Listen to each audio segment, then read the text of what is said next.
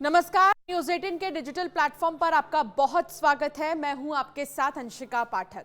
एक तरफ supreme court में सुनवाई, दूसरी तरफ तमाम जो प्रतिक्रियाएं हैं वो आ रही हैं।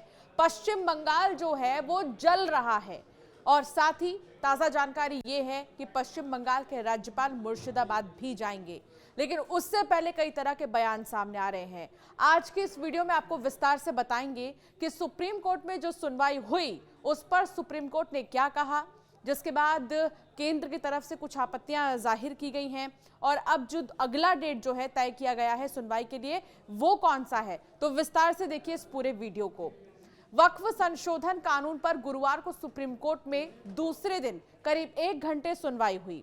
कोर्ट ने केंद्र सरकार को जवाब दाखिल करने के लिए 7 दिन का वक्त दिया है। सरकार के जवाब के बाद याचिकाकर्ताओं को 5 दिन में जवाब देना होगा।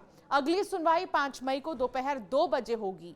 सुप्रीम कोर्ट ने कहा कि कानून के खिलाफ दायर 70 से भी ज्यादा याचिकाओं की जगह सिर्फ 5 याचिकाएं ही दायर की जाएं, उन्हीं पर सुनवाई होगी। सुप्रीम कोर्ट ने केंद्र का जवाब आने तक वक्फ घोषित संपत्ति पर यथास्थिति बनाए रखने को कहा है। तब तक सरकार को 3 निर्देश मानने होंगे। वक्फ संशोधन अधिनियम पर सुप्रीम कोर्ट की सुनवाई पर एडवोकेट वरुण कुमार सिन्हा ने कहा है कि सुप्रीम कोर्ट ने वक्फ कानून पर रोक नहीं लगाई है। भारत के सॉलिसिटर जनरल ने कहा है कि नए संशोधन अधिनियम के तहत परिषद या बोर्ड में कोई नियुक्ति नहीं की जाएगी। सुप्रीम कोर्ट ने आदेश में लिखा है कि सरकार अगली तारीख तक उन संपत्तियों यानी कि वक्फ बाय यूजर को डी नोटिफाई नहीं करेगी जो रजिस्टर्ड और गजेटेड हैं। हालांकि सरकार अन्य संपत्तियों पर कार्रवाई करने के लिए स्वतंत्र है। तो वहीं सुप्रीम कोर्ट में हुई सुनवाई पर एआईएमआईएम चीफ असदुद्दीन ओवैसी ने रिएक्ट किया है। उन्होंने कहा कि हम इस एक्ट को असंवैधानिक मानते हैं। ओवैसी ने आगे कहा कि सुप्रीम कोर्ट ने भी कहा है कि सेंट्रल वक्फ काउंसिल और स्टेट वक्फ काउंसिल का गठन नहीं किया जाएगा। वक्फ बाय यूजर को हटाया नहीं जा सकता। जेपीसी की चर्चा के दौरान मैंने सरकार की ओर से प्रस्तावित सभी संशोधनों का विरोध करते हुए एक रिपोर्ट दी थी और बिल पर बहस के दौरान मैंने बिल को असंवैधानिक बताया था। इस एक्ट के खिलाफ हमारी कानूनी लड़ाई जारी रहेगी।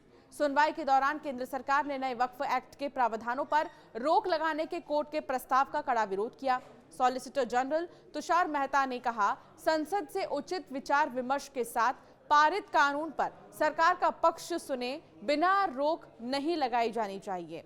चलिए अब आपको कोर्ट की बड़ी बातें बताते हैं। सुप्रीम कोर्ट ने वक्फ कानून की संवैधानिक वैधता के खिलाफ दायर याचिकाओं पर जवाब देने के लिए केंद्र सरकार को 7 दिन का समय दिया है। सर्वोच्च अदालत ने कहा है कि इस बीच केंद्र वक्फ परिषद और बोर्डों में कोई नियुक्ति नहीं होनी चाहिए। केंद्र सरकार की ओर से पेश सॉलिसिटर जनरल तुषार मेहता ने सुप्रीम कोर्ट से 1 सप्ताह का समय मांगा था, जिसके बाद अदालत ने उन्हें वक्त दिया। शीर्ष कोर्ट ने कहा कि मामले में इतनी सारी याचिकाओं पर विचार करना असंभव, केवल 5 पर ही सुनवाई होगी।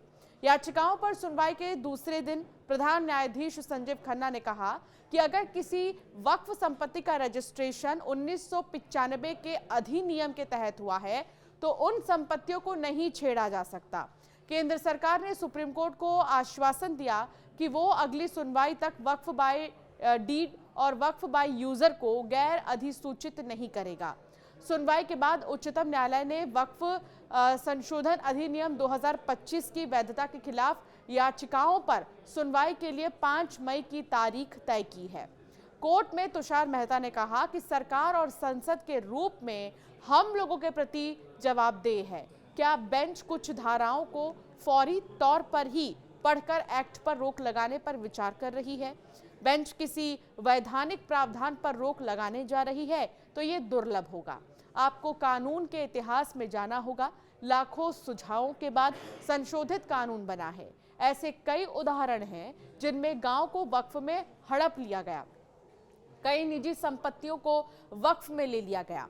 इस पर बेंच ने कहा कि हम अंतिम रूप से निर्णय नहीं ले रहे हैं।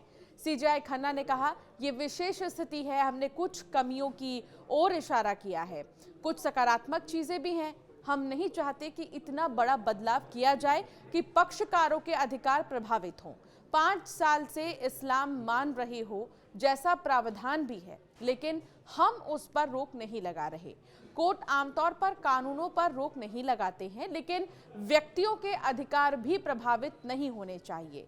सुप्रीम कोर्ट ने कहा कि 110 से 120 फाइलें पढ़ना संभव नहीं है। ऐसे में 5 पॉइंट्स तय करने होंगे। सिर्फ 5 मुख्य आपत्तियों पर ही सुनवाई होगी।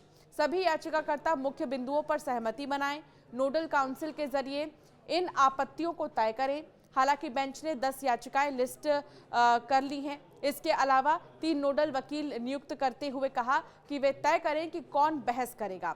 5 मई अंतरिम आदेश के लिए होगी। कोर्ट ने मामले का कॉज टाइटल बदलकर इन रे वक्फ अमेंडमेंट एक्ट कर दिया है। सीजेआई संजीव खन्ना और justice PV Sanjay Kumar, justice KV Viswanathan की बेंच इस मामले पर सुनवाई कर रही है। केंद्र की ओर से सॉलिसिटर जनरल तुषार मेहता, जबकि कानून के खिलाफ कपिल सिब्बल, राजीव धवन, अभिषेक मनु सिंघवी, सीयू सिंह दलीलें रख रही हैं। अब आपको बताते हैं याचिका की 3 अहम बातें। कानून संविधान के अनुच्छेद 14, 15, 25 जो कि धार्मिक स्वतंत्रता है, 26 धार्मिक मामलों के प्रबंधन की स्वतंत्रता, 29 अल्पसंख्यक अधिकार और 300A संपत्ति का अधिकार का उल्लंघन करता है। वक्फ बोर्ड में गैर मुसलमानों को शामिल करना और डिस्ट्रिक्ट कलेक्टर को वक्फ संपत्ति का फैसला करने का अधिकार देना सरकारी हस्तक्षेप को बढ़ाता है। ये कानून मुस्लिम समुदाय के साथ भेदभाव करता है क्योंकि अन्य धार्मिक ट्रस्टों पर समान प्रतिबंध नहीं है। वक्फ बोर्ड पर सुनवाई के बीच गुरुवार को दाऊदी बोहरा समुदाय के एक प्रतिनिधिमंडल ने प्रधानमंत्री नरेंद्र मोदी से मुलाकात की।